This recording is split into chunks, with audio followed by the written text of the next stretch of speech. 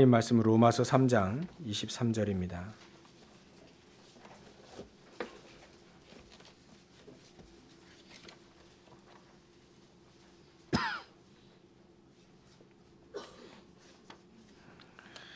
로마서 3장 23절 우리 한절을 다 같이 합독하겠습니다. 모든 사람이 죄를 범하였음에 하나님의 영광에 이르지 못하더니 아멘. 이 시간 성가대 찬양해 있겠습니다.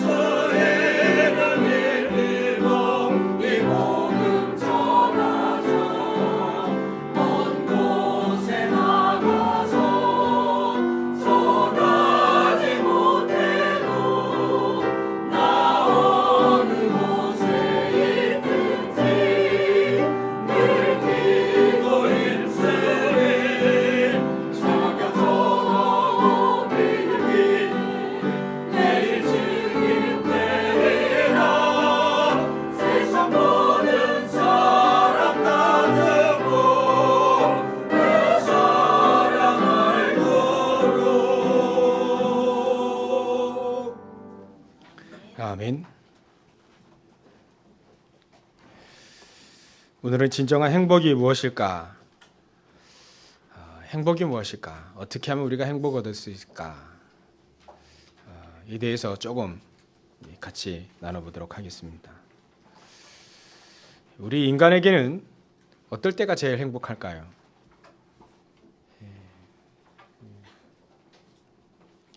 학생들은 게임할 때, 좋은 영화 볼 때, 좋은 책을 읽을 때, 또 어른들은 술 마실 때, 또 간만에 그것도 조금 기쁨이 있더라고요. 간만에 우리 전에 우리 식구들이 모여서 화투를 한번 쳤는데 그것도 좀 기쁨이 있는 것 같습니다. 잠시 어떨 때 제일 행복할까요? 우리가 다 알고 있는 질문이지만 과연 지금 나는 행복할까를 오늘 고민하는 그런 시간이 됐으면 참 좋겠습니다. 나는 지금 행복한가? 행복하다면 왜 행복한가? 행복하지 않다면 왜 행복하지 않는가? 분명히 하나님은 우리에게 말씀을 주시기에 모든 사람이 죄를 범하였음에 하나님의 영광에 이르지 못하였다 이렇게 얘기했습니다. 하나님의 영광에 이르지 못한다면 그 모든 사람이 행복할 수 있을까? 성경은 로마 3장 10절에 보면 의인은 없냐니 하나도 없으며 그렇게 얘기했습니다. 소돔과 고모라가 의인 10명이 없어서 그렇게 멸망당했는데 이 세상에 의인이 없다라고 얘기한다면 이 세상은 소돔과 고모라와 같은 세상이다라고 얘기할 수밖에 없겠죠.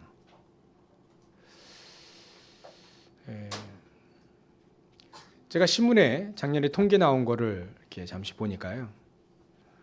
우리 학생들이 사실은 정신과 치료를 받을 수밖에 없는 그런 수준에 들어와 있는 아이들이 전체 학생 중 650만 정도 되는데요. 학생들이 초중고 아이들이 그 중에 한 105만 명, 한 100만 명 정도는 5분의 1이죠. 5분의 1 좀 약간 넘게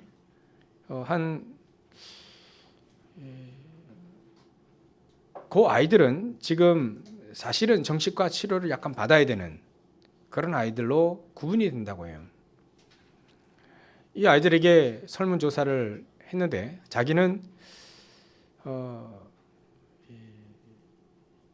행복하지 않다는 대답을 했고요.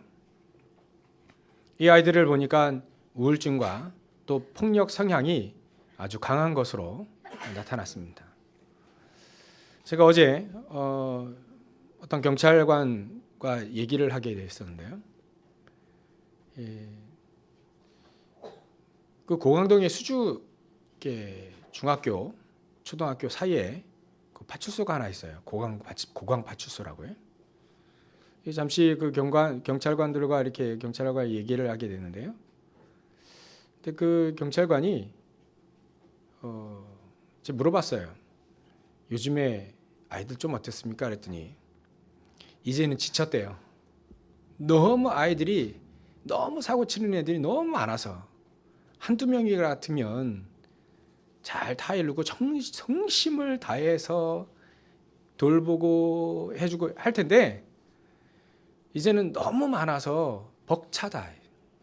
더 이상 우리도 자기들도 성심을 다해서 다 하고 이렇게 해주고 싶은데 이거 한번 해결하고 나면 또 돌아서면 또 와 있대요. 그런 아이들이 또 와 있으면 또 하고 계속 이미 학생 한 명 와 있고 또 다시 방문할 때는 또 와 있고 그 교관들이요 그 아이들 계속 그것만 하기도 지친다.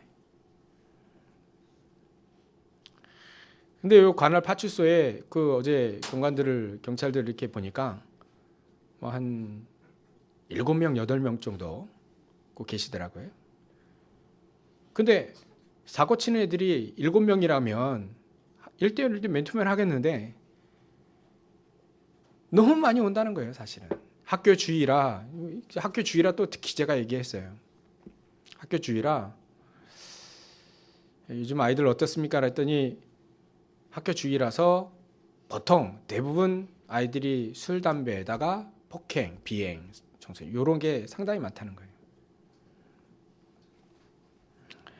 아니나 다를까 통계에 나왔는데 이 100만 명 중에 한 650만 중에 100만 명 정도는 약간 이 아이들이 관심을 가져야 되는 수준이고요. 또 그 100만 명 중에 또 22만 명 정도, 그 중에 또 5분의 1 정도는 아주 주의를 두어야 되는 이런 아이들은 좀 약간 심각한 상태에 있다. 그래서 이 아이들은 정신과 치료를 좀 받아야 된다라고 통계가 나왔어요. 그래서 자기들이 그 통계에 어떻게 고백을 했냐면 나에게는 제대로 되는 일이 없다. 또 나는 남에게 방해가 되고 또 나는 간섭하는 존재다. 이렇게 얘기를 했습니다. 또 급기야는 이제 자살하고 싶다. 이런 아이들이 통계에 나왔습니다. 우리 어른들은 뭐 애들이 그렇게 뭐 문제가 이렇게 많을까? 뭐 학교 다니죠. 뭐 공부만 열심히 하면 되는데 집에서 부모님이 밥 다 해주지요. 또 학교 가면 급식 주지요.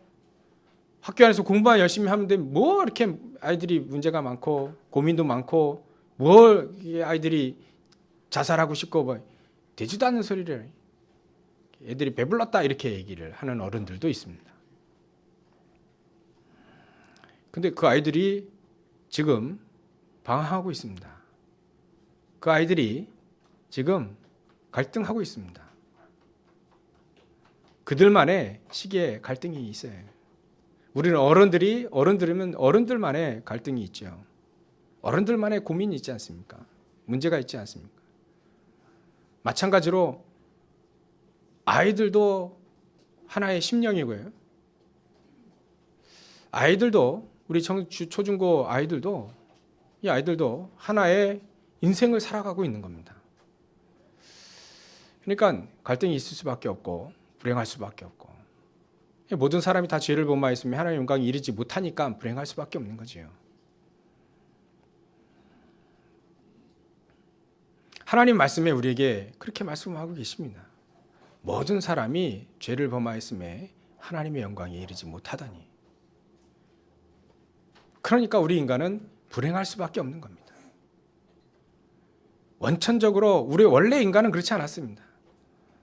창세기 1장 27절 18절에 보면 원래 인간은 하나님의 형상대로 만드셨고 하나님의 형상대로 만들었다는 말은 뭐냐면 영적인 존재로 하나님과 교제하고 하나님께 예배할 수 있는 자로 우리를 만드신 겁니다.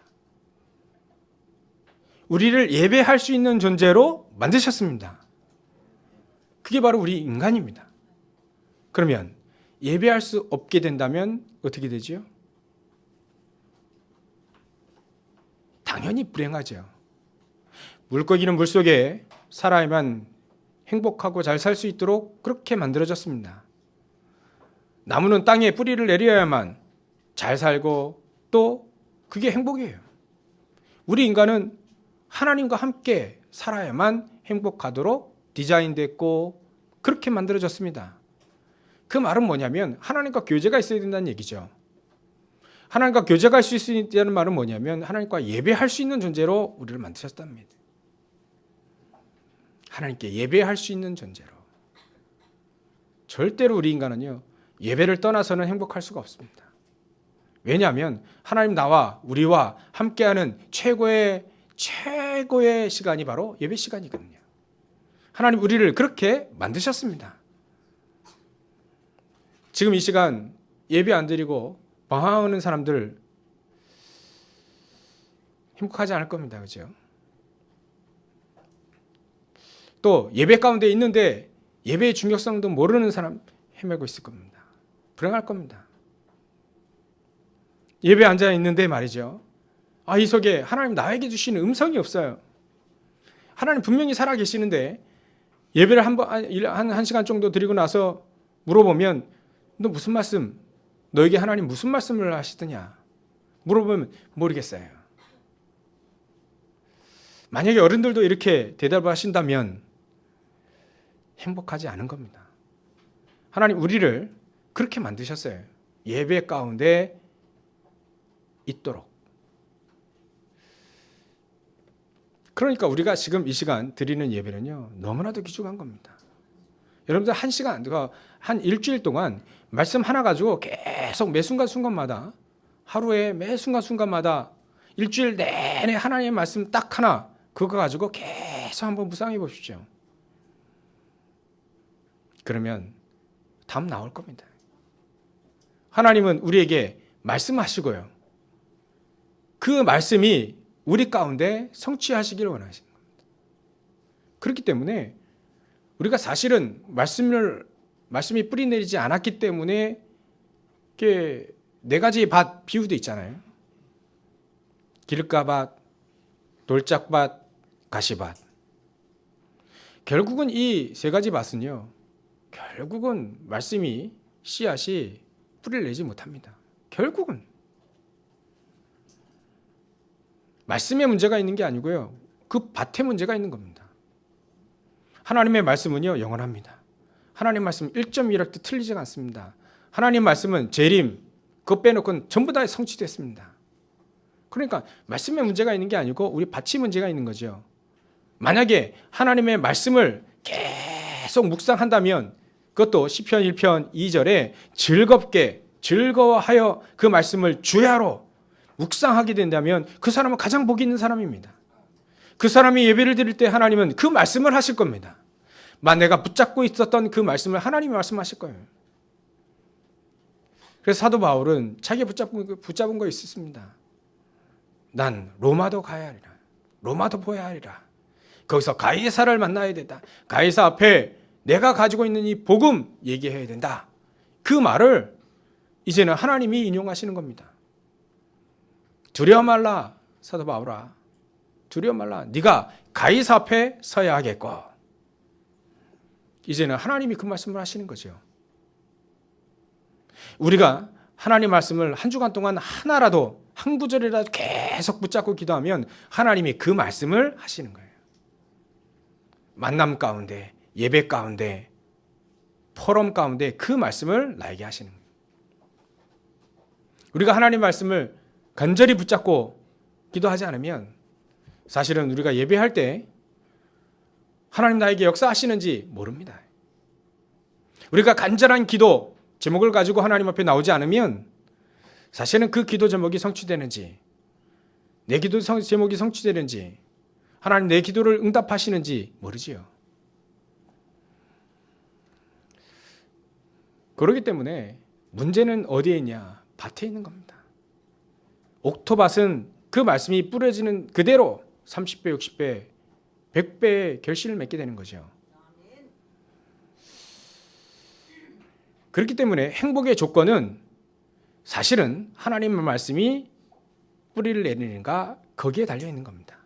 만약에 크리스찬인들이라고 한다면, 하나님의 자녀가 되은 우리 하나님의 자녀인 분들이 진정한 행복을 찾는다면, 불신자들은요 전혀 없고요.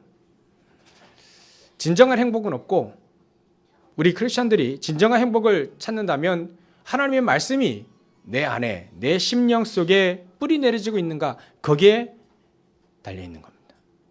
결국은 옥토에 달려 있는 거죠. 결국은 우리의 밭에 달려 있는 겁니다. 그래서 오늘도 저 여러분들이 말씀을 듣고 또 말씀을 보고 또 그 말씀이 한 영혼 속에 녹아 들어가서 그 감동 이루어지는 그 찬양을 하나님께 드리는 거고요.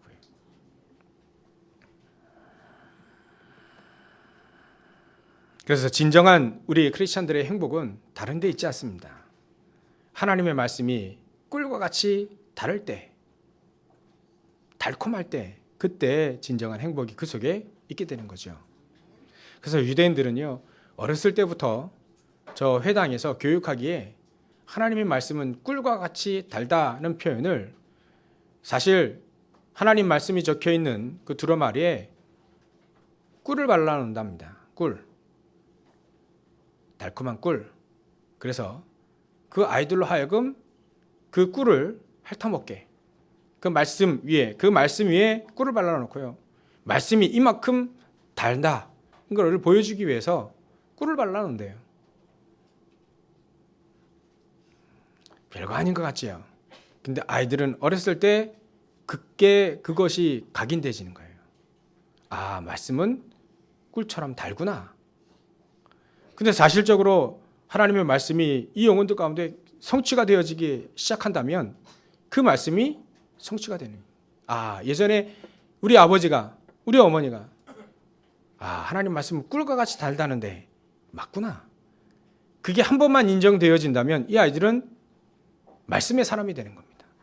말씀에 붙잡힌 사람이 되는 거고요, 하나님의 사람들이 되는 겁니다. 이것이 한 번도 우리 렘들에게 한 번도, 어린아이들이 한 번도 없었다면 그 아이들은 방황할 수밖에 없는 겁니다.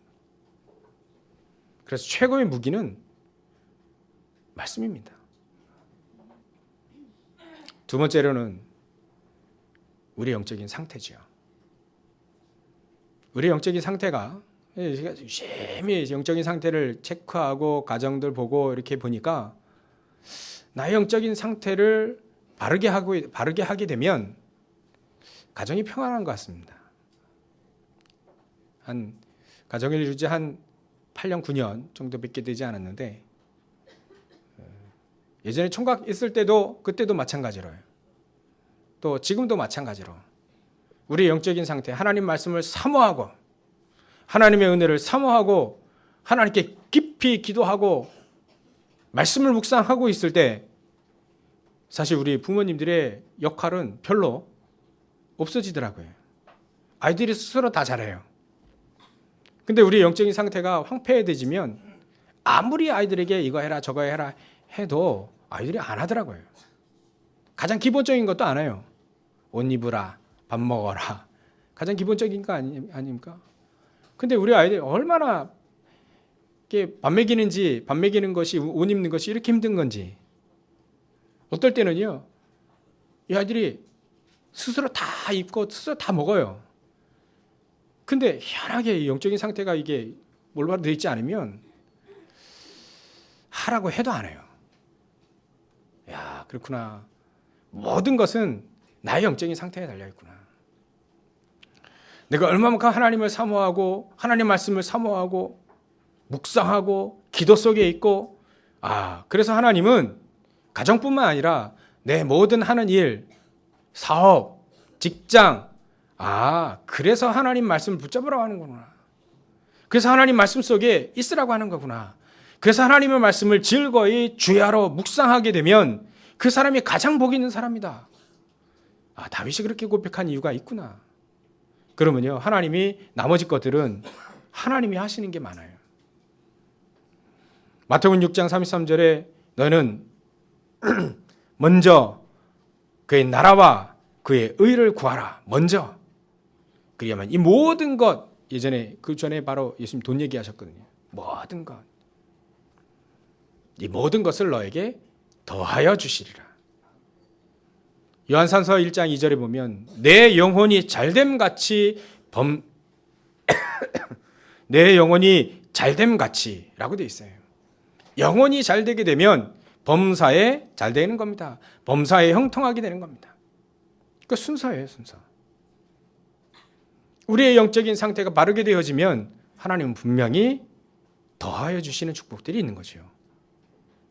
경제는요, 우리가 열심히 한다고 해서 되는 게 아닙니다. 그럼 불신자지요.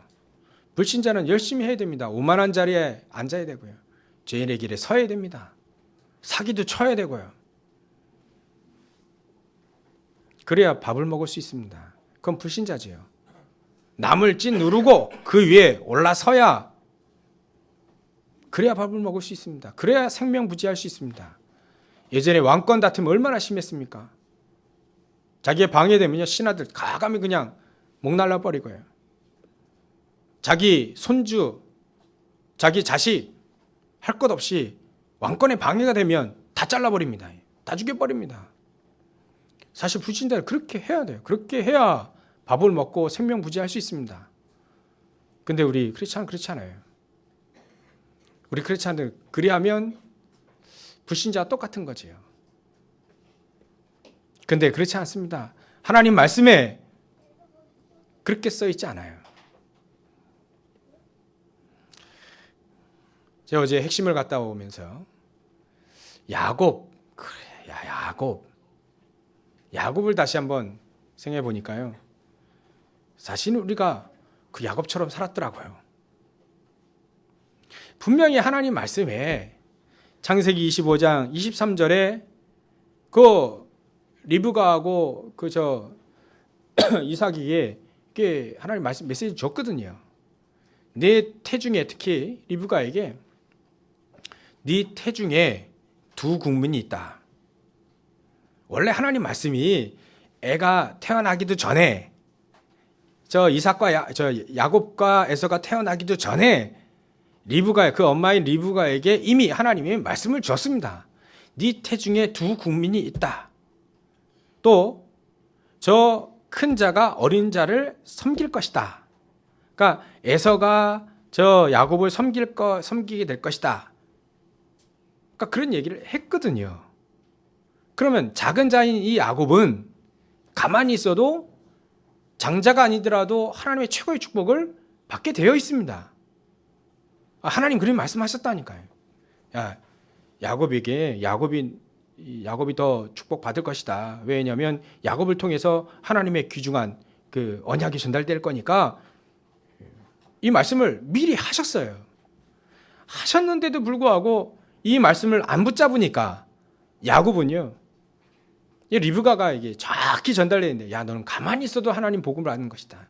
네 속에 하나님 계시기 때문에 가만히 있어도 그 말씀만 딱 붙잡고 있으면, 창세기 25장 23절 그 말씀을 딱 붙잡고 있으면 너는 가만히 있어도 응답받을 것이다. 하나님이 그렇게 예정해 놓으셨다. 그렇게 작정하셨다. 그렇게 섭리하실 것이다. 그렇게 하나님께서 하나님의 주권으로 다 이미 결정해 놓으셨다. 내가 야곱은 사랑하고 예수는 미워할 거다. 분명히 얘기하셨거든요. 분명히 우리에게 말씀을 하셨는데 그 말씀을 안 붙잡으니까 야곱은요, 그 장자권 뺏으려고 갖은 계략을 쓰잖아요. 그 축복권 따내려고 말이죠. 아버지 이삭에게 거짓말 치잖아요. 거짓말 하잖아요. 그러니까 야곱은요, 아직 그 말씀이 안 붙잡혀진 겁니다. 그러니까 저 세상 사람들처럼 불신자처럼 사기를 쳐야 되죠. 거짓말 해야 됩니다. 가만히 있어도 하나님의 축복은 임하게 되어 있는데, 하나님 말씀대로 그 말씀 안 붙잡으니까 결국은 그렇게 해야 돼요. 시편 1편 2편처럼 1편처럼 해야 되는, 시편 1편 1절처럼 해야 됩니다. 오만한 자리에 앉아야 됩니다. 죄인에게 서야 됩니다.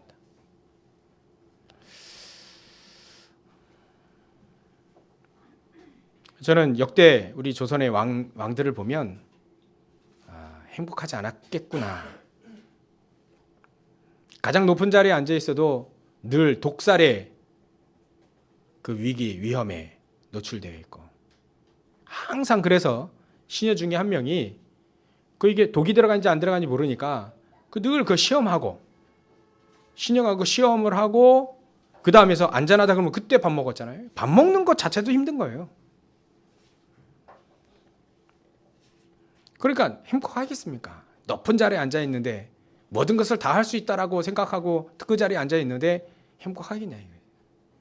진수성찬을 다 줘도 어떨 때는요, 제가 나이가 죄송합니다, 뷔페가 싫어지더라고요. 예전에는 우리 랩너트를 뷔페 마음껏 먹으라면 얼마나 좋아합니까, 그죠? 근데 우리 어른들이 그랬는데 저도 그냥 뷔페 많은 음식을 다 먹어도 나중에는 희한하게 막 좀 그렇고, 나와서는 좀 시원한 된장국 하나만, 진짜 맛있는 된장국 하나만 딱 먹어도 참 좋은 건데, 그런 생각도 들기도 하고요. 아무리 좋은 음식을 차려놔도 그것이 내 마음대로 먹을 수 없다면, 또 그것이 의심하고 먹을 수밖에 없다면 행복하겠습니까? 먹는 것 자체만 하나만 얘기하더라도. 진정한 행복이 어디 있겠습니까? 불신자 그렇게 살아야 됩니다. 그렇게라도 살아야 됩니다. 안 그러면 굶어 죽거든요. 근데 우리 신자들은 어떻게 합니까? 우리 신자들은 결국은 하나님 말씀이 우리 심령 속에 바뀌지 않으면, 뿌리 내리지 않으면 행복이 없는 겁니다. 내 영적인 상태가 바로 서 있지 못하면 내 가정은 전쟁터가 되는 거죠. 아니, 내 자신이 전쟁터가 되는 거죠. 늘 불신앙과 신앙이 싸워야 되는, 불신앙이 읽을 때는 많죠.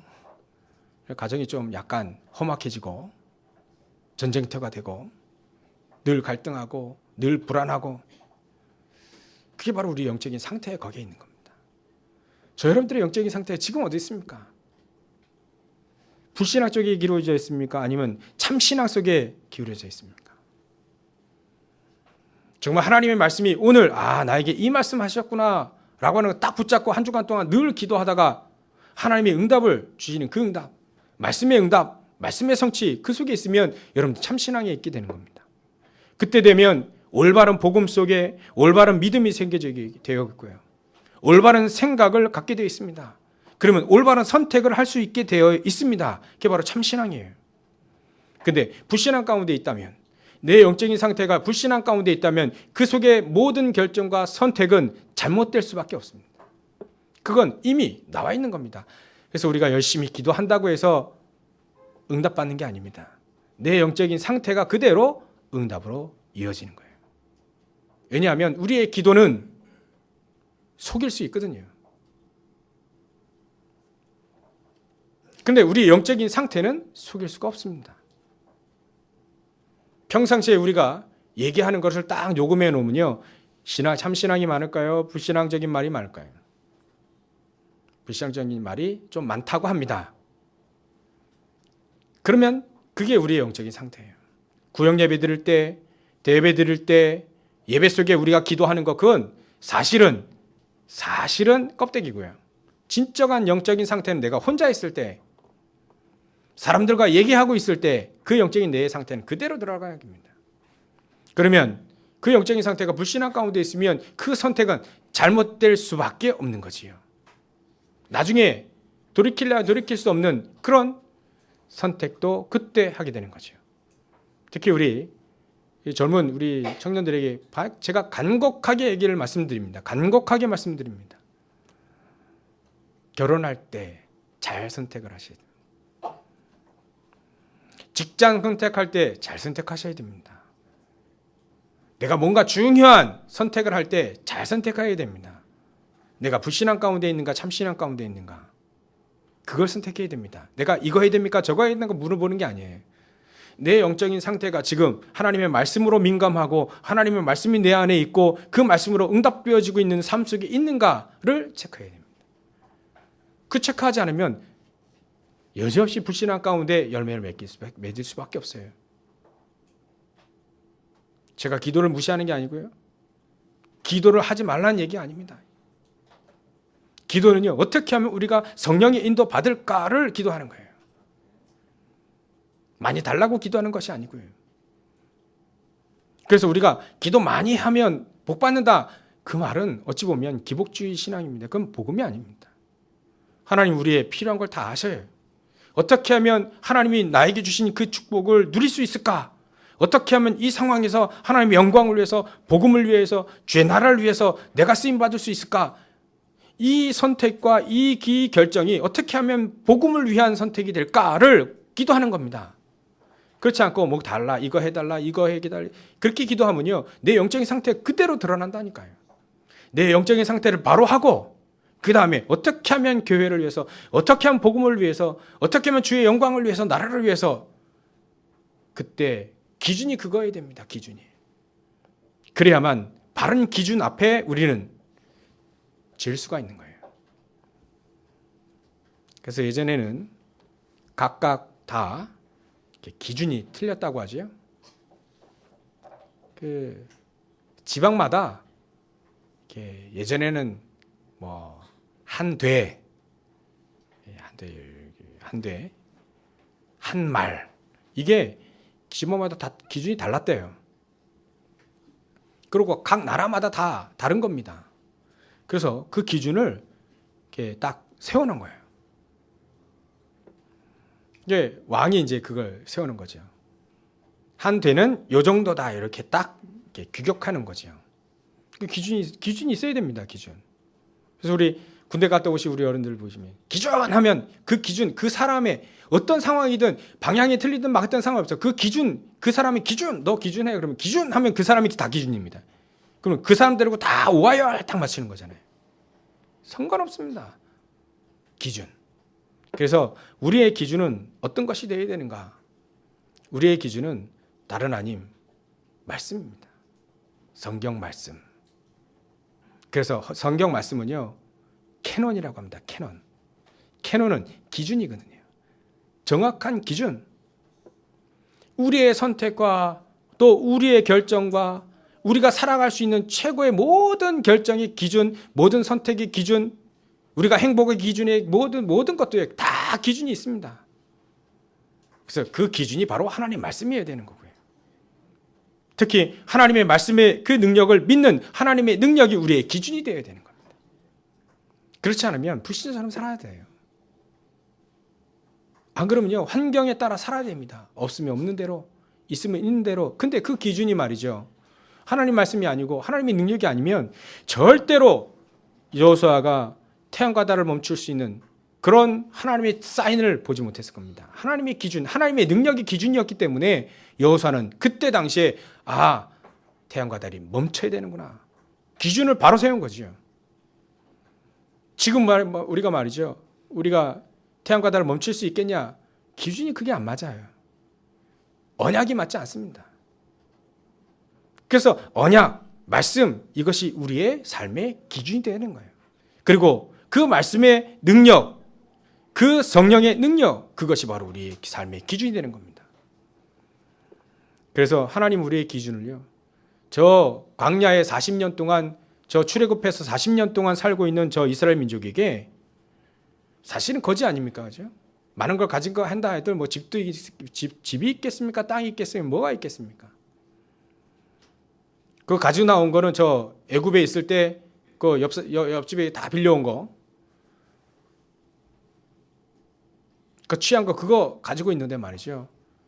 그 광야에서 하나님은 뭐라 말씀하시냐면 성막을 만들라. 성막을 만들라. 그 성막 만들 때는요, 정말로 좋은 나무들도 있어야 되고요.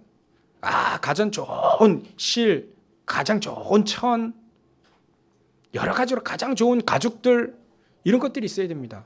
그리고 제사장의 의복 같은 경우는요, 그 에봇이라고 하는 그 옷은요, 어마어마한 가격입니다. 앞에 막 보석들 막 박혀 있어야 되고요. 가장 좋은 그 잘 공교하게 잘 제작한 그 옷, 그런 옷들이 있어야 되거든요. 그 값비싼 성막, 어마어마한 그 성막을 광야에 있을 때 하나님은 성막을 만들라 이렇게 얘기해요. 어찌 보면 불가능한 얘기입니다. 어찌 보면 환경에 따라가는 인생을 살게 되면 환경이 우리가 이런데 어떻게 그 성막을 만들 수 있겠냐라고 얘기할 수 있습니다. 근데 이스라엘 민족이요, 하나님의 말씀과 그 능력, 기준, 거기에 살았습니다. 하나님 말씀하시면 되는 거예요.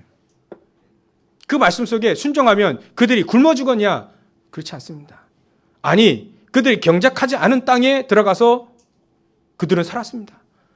자기들이 짓지 않는 성에 들어가서 살았습니다. 하나님은 모든 걸 다 예비해 놓고요, 저 수장전인 저 천국, 저 가나안 땅 이미 다 모든 걸 다 예비해 놓고 가서 싸우기만 하면 다 정복할 수 있는 모든 걸 다 예비해 놓고 광야에서 성막을 만들라 얘기해요. 성막을 만들라.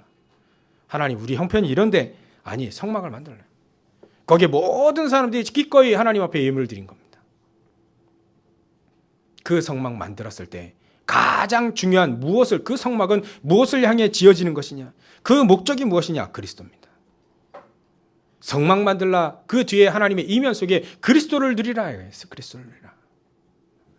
그 그리스도를 누리는 그 성막, 그리스도를 누리는 그 세 절기, 그게 바로 이스라엘 민족이 승리할 수 있었던 기준입니다. 기준, 그게 다른 게 기준이 아니고 그게 기준입니다.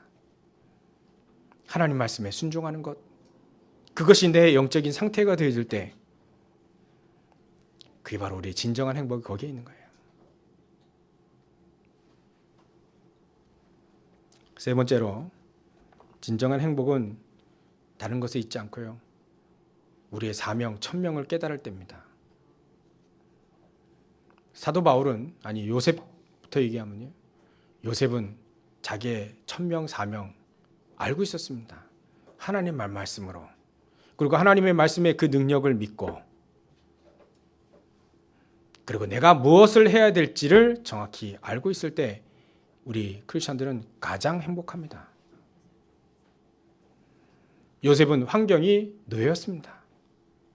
근데도 왜 행복할 수 있었을까요? 아무리 봐도 요셉은 저 창세기를 이렇게 보면 자기는 내가 불행하다라고는 얘기 표현을 전혀, 그 뉘앙스를 전혀 느낄 수가 없어요. 오히려 이 사람 감옥 이게 노예가 이게 행복한 거 나보다 더 행복한 느낌이 막 들어요. 감옥소에 들어가 있는데요. 희한하게 나보다 더 행복하고 더 응답받고 막 그런 느낌이 들어요. 노예 주제 말이죠. 감옥에 들어가 있는 그 죄수 중에 말이죠. 죄수인 주제에 말이죠. 나보다 더 행복한 거 아니냐 이 삶이.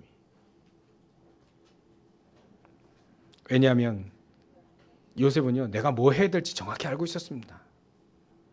형들에게 팔려가지고요, 저 상인에 막 끌려갈 때, 노예로 끌려갈 때 말이죠, 애굽으로 가게 됩니다.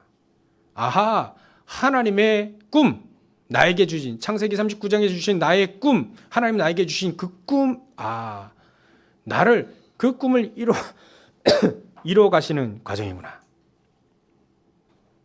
아니나 다를까, 저 군대 장관, 대장군이죠. 그 집에 딱 팔려갔을 때, 하나님 나를 그 꿈을 이루시는구나. 그러니까 노예인데 최고의 노예를 해버린 거예요. 그래서 저 보디발은요, 넌 참 노예가 아니구나. 노예는 시킨 일만 하는데, 그것도 간신히 하는데. 이 사람은요, 이 요셉은 그게 아니에요. 하나님이 함께 해버리는 겁니다. 임마누엘. 진짜 사명을 알고 그 속에 있는 사람은 임마누엘 축복을 누릴 수 있습니다. 최고의 비밀이죠.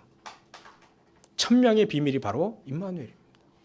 하나님 말씀이 나에게 적용이 되고 성취되어지고, 그러므로 하나님이 그 말씀 속에 나와 함께 하시는 그 축복 임마누엘을 누리게 되면 내 하는 모든 일이 하나님의 천명을 이루는 일이 되는 거예요. 총리만이 천명이 아닙니다. 노예라 할지라도 그건 천명이에요. 감옥소에 들어가 있는 죄인이라 할지라도, 죄수라 할지라도 하나님의 천명을 이루는 사람입니다. 그 속에 하나님의 천명을 갖고 하나님의 사명, 나에게 주신 사명, 소명을 정확히 알고 있으니까 상관없는 겁니다. 환경에 상관없는 겁니다. 내가 어떤 위치에 있는지 상관이 전혀 없는 거죠. 그 천명, 하나님의 사명, 나에게 주신 그 소명, 그게 알아지는 거예요. 내 삶 속에 그것이 성취가 되어지니까 하나님이 이 일을 하려고 하는구나. 한마디로 말해서 이 일 하려고 하나님 나를 이렇게 노예로, 하나님 이렇게 나에게 감옥소에 집어넣으셨구나. 알아지게 되니까 이게 얼마나 큰 감사한지. 거기서 나오는 기쁨과 감사는요, 말도 못합니다. 요셉이 그거를 보여줬습니다. 다윗은요, 많은 얘기할 수 없어서 다윗은 시로 표현을 해보겠습니다. 다윗이 시가 그렇게 되어 있어요. 오늘 교동문에 읽으셨듯이 시편 4장 7절에 보면 주께서 내 마음에 두신 기쁨은, 하나님이 나에게 주신 그 기쁨은 그들의 곡식과 새 포도주가 풍성할 때보다 더하다. 우리의 기쁨은요, 하나님 나의 마음에 주신 그 기쁨과 세상의 모든 물질과 곡식과 포도주가 풍성한 것보다 이것보다 더 낫다는 거예요. 이런 비교 참 어려운데 말이죠. 내가 가난해도 말이죠. 우리가 가난해도 하나님 나에게 주신 그 기쁨이 있다면 사실 가난한 속에서도 내가 노예이고 또 내가 목동이고 내가 감옥소에 있고 형들에게 미움받고 전혀 상관이 없는 겁니다. 하나님 나에게 주신 그 기쁨은 다른 거예요. 이거예요. 이것과는 다른 겁니다. 그죠? 곡식과 새 포도주가 풍성할 때보다 더하다라고 한다면 다른 겁니다. 이건 하나님 나에게 주신 기쁨과 이것은 다른 거죠. 이것이 있어야만 내 기쁨이 있는 게 아니고요. 하나님 나에게 원래 주신 그 기쁨이 있는 겁니다. 그러면 이것과 다른 거예요. 이것은 보너스지요. 예수님께서 보너스를 얘기하셨습니다. 더하여 주시리라. 보너스에 우리는 인생 걸 필요 없는 거죠. 그건 하나님 나에게 주신 기쁨이 있다면 이건 보너스 주는 건데요. 하나님 나라와 그 일을 구하면 보너스를 주는 건데 보너스에 인생 걸 필요는 없는 거죠. 그게 사명을 하는 거예요. 다윗은요 이렇게 또 얘기했습니다. 시편 13편 5절에 보면 나는 오직 주의 사랑을 의지하여 싸우니 나의 마음은 주의 구원을 기뻐하리이다. 다윗의 기쁨은요, 내가 구원받았다는 그 기쁨이 가장 큰 겁니다. 또 밧세바 사건을 통해서도 회개했을 때 시편 쓴 다윗이 시편 쓴 시편 51편 12절에 보면 주의 구원의 즐거움을 내게 회복시키시고라고 되어 있어요. 하나님 나에게 주신 그 구원이 내게 회복되어지게 되려고, 내가 가장 어렵고 내가 가장 죄 가운데 있고 실수하고 이랬을 때, 가장 어려울 때도 다윗이 주의 구원의 즐거움, 하나님 나에게 주신 그 구원을 누리는 그 즐거움을 회복시켜 달라고 얘기하는 거예요. 내게 성령을 거두지 마시라고 얘기합니다. 그러니까요, 우리의 기쁨과 우리의 진정한 평화와 우리의 진정한 행복은 하나님께 있는 겁니다. 하나님의 말씀에 있는 거예요. 그 말씀이 우리 안에 있으면 우리는 행복한 겁니다. 그리고 우리의 영적인 상태가 바로 되어 있다면 그 말씀을 신뢰하고 범사의 그를 인정하고 그 말씀이 우리 안에 성취가 되어지고 말씀이 성취가 되어지고 이루어지고요, 내가 하나님과 동행하는 그 말씀이 내 삶 속에 동행이 되어지는,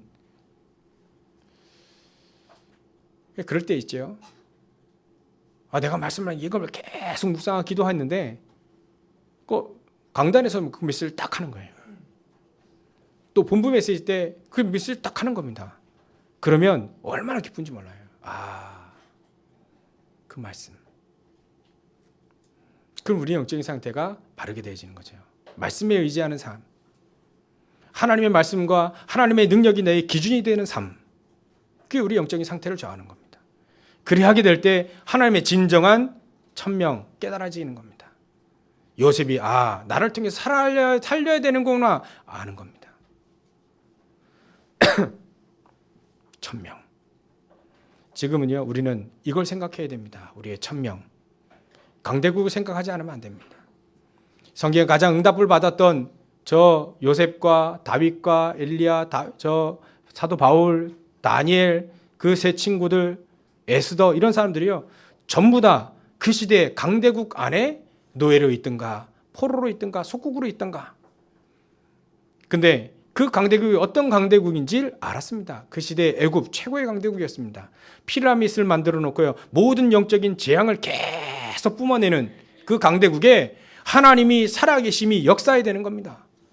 하나님이 살아계셔서 그 영적인 재앙을 그런 사람들을 통해서 막을 때, 이것이 요셉의 천명으로 붙잡은 겁니다.